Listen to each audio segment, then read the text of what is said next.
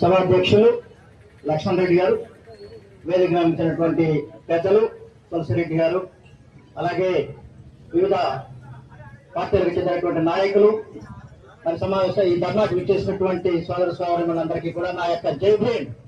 జై భీమ్, జై భీమ్.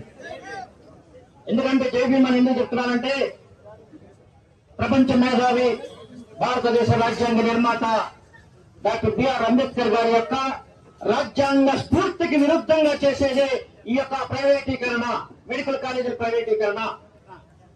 కాబట్టి రాజ్యాంగం ఏం చెప్తుంది? సోషలిస్టిక్ ప్యాటర్న్ ఆఫ్ సొసైటీ ఉండాలని చెప్తుంది. కానీ మీరేం చేస్తున్నారు? ప్రభుత్వ రంగంలో ఉన్న ప్రభుత్వ రంగ మెడికల్ కాలేజీలు ప్రైవేట్ వాళ్ళకి దారదత్తం చేస్తున్నారు. కాబట్టి ఇది రాజ్యాంగ విరుద్ధం, ఇది సోనియాల విరుద్ధం, ఇది మరి ప్రజాస్వామ్య విరుద్ధంగా నేను భావిస్తున్నాను. ఎందుకంటే ప్రధానమైన అధ్యక్షులు 3 ఉన్నాయి.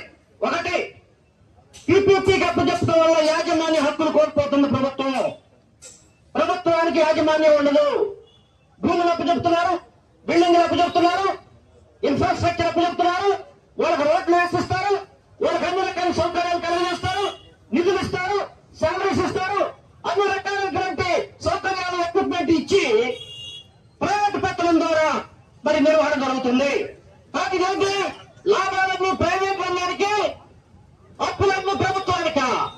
ఇదే మీరు చేసేటటువంటి ప్రభుత్వ ఆస్తుల్ని ప్రైవేట్లకు దారదత్తం చేయటటువంటిది ఈ యొక్క కోట ప్రభుత్వం చేస్తున్న పచ్చి మోసం ధర.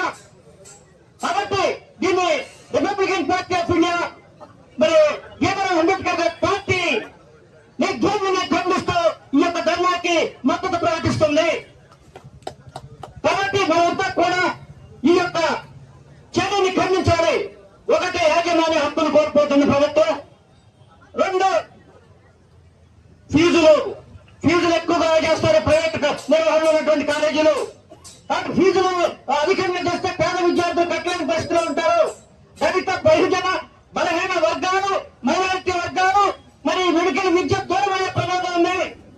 కాబట్టి వాళ్ళ ఫీజులు అధికంగా వసూలు చేస్తారు. కాబట్టి వాళ్ళంతా చదువుకోలేని పరిస్థితిలో ఉంటారు. మీరు ఫీజులు ఏం నడుచుకుంటే ఇస్తారా? మరి అలాంటప్పుడు ప్రైవేటైజేషన్ ఎలా చేస్తారు అనేటటువంటి మేము ప్రశ్నిస్తున్నాం. తర్వాత మరి ఇంకొకటి, సీట్లు కోల్పోతున్నారు ఈ వర్గాలు. ఎందుకంటే ఎస్సీ, ఎస్టీ, బీసీ, మైనారిటీ వర్గాలకి రిజర్వేషన్లు ఉన్నాయి. ఈ రిజర్వేషన్లు 50% పైన ఉన్నాయి. అది కాకుండా ఈడబ్ల్యూఎస్ కూడా రిజర్వేషన్లు ఉన్నాయి. కాబట్టి ఈ రిజర్వేషన్ సౌకర్యాలు సీట్లు తగ్గిపోతే వాళ్ళకి అందుబాటులో లేకుండా పోతాయి. కాబట్టి సీట్లు కోల్పోతారు ఈ వర్గాలు. ఈ వర్గాలకు ప్రభుత్వ రంగంలో ఉంటే మొత్తం కాలేజీకి 150 సీట్లు ఉంటే 150 సీట్లు రిజర్వేషన్ అమలవుతుంది.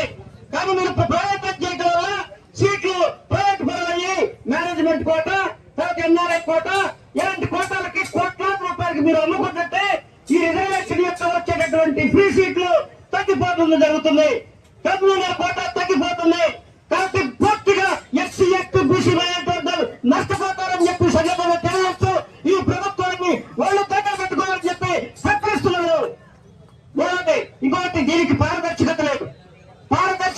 ఎందుకంటే మీరు ఏ నిబంధనల మేరకు ప్రైవేటైజ్ చేస్తున్నారు? మీరు ప్రైవేట్ కంపెనీలకు అప్పచెప్పేటప్పుడు ఎంత డబ్బు మీరు తీసుకుంటున్నారు, ఎంత డబ్బు వాళ్ళతో పెట్టుబడి పెట్టిస్తున్నారు అనేటటువంటి దాని మీద ఒక పారదర్శకమైనటువంటి విధానం లేదు. మీరు ఎవరి భూములు ఎవరు అప్పచెప్తారు? ప్రభుత్వ భూములు మీరు ఎలా అప్పచెప్తారు? కాబట్టి మీరు లెక్క చెప్పాలి.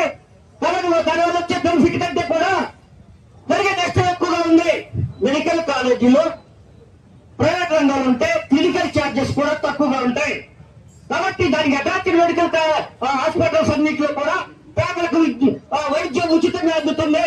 కాబట్టి దీనికి అటాచ్డ్ హాస్పిటల్స్ కూడా ప్రైవేట్ అయిపోవడం వల్ల అక్కడ మరి ఛార్జెస్ ఎక్కువగా ఉంటాయి. మెడికల్ కన్సల్టేషన్ ఫీజు కానీ, టెస్ట్ ఫీజులు కానీ, లేదా క్లినికల్ ఛార్జెస్ కానీ అన్ని కూడా చాలా ఎక్కువైపోయి పెను భారంగా మారిపోతుంది. ఇది ప్రైవేట్ విద్యని మరి ప్రైవేట్ సంస్థలకు అప్పచెప్పటం, ప్రభుత్వ రంగ ఆస్తుల్ని ప్రైవేట్ రంగానికి అప్పచెప్పటంగా మరి దీన్ని పరిగణిస్తున్నాం. ఎందుకంటే చంద్రబాబు నాయుడు గారు మీరు ప్రైవేట్ అనేక దాన్ని దోచిపెట్టారు. మీరు సహకార మిల్లు, కోఆపరేటివ్ సహకార బిల్లులు, షుగర్ ఫ్యాక్టరీలు అన్ని కూడా ప్రైవేట్ చేశారు. మీరు విద్యా సంస్థలను ప్రైవేట్ చేశారు. వైద్య రంగాన్ని ప్రైవేట్ చేస్తున్నారు. కాబట్టి వైద్య రంగం చాలా ముఖ్యమైన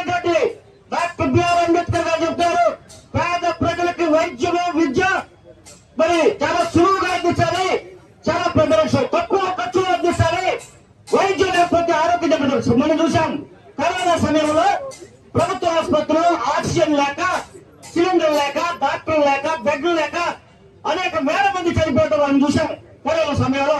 కాబట్టి ప్రభుత్వ ఆసుపత్రులు ఉంటే ఇలాంటి మరి వైరస్ వచ్చినప్పుడు పట్టుకోవడానికి మరి చీప్ వైద్యం లేకుండా ఉంటుంది. ప్రైవేట్ హాస్పిటల్ దోపిడీ చేశారు కరోనా సమయంలో. కాబట్టి ఇప్పుడు కూడా దోపిడీ చేస్తున్నారు. ఈ ప్రైవేట్ వైద్య రంగం అనేది మాఫియాగా తయారైంది. పేద ప్రజల రక్తాన్ని పీల్చుకు తింటున్నారు. కాబట్టి ఇలాంటి విధానాన్ని స్వస్తి పలకాలి, లేకపోతే మీరు కుర్చీ దిగాలి, మీరు దిగాలి, దిగుతారు. రాబోయే ఎన్నికల్లో మీరు ఖచ్చితంగా ఓడించి తీరుతారని చెప్పి రిపబ్లికన్ పార్టీ ఆఫ్ ఇండియా ఈ సందర్భంగా తెలియజేస్తూ ఈ ధర్నాకు మా పూర్తి మద్దతు పాటిస్తుంది. Thank you.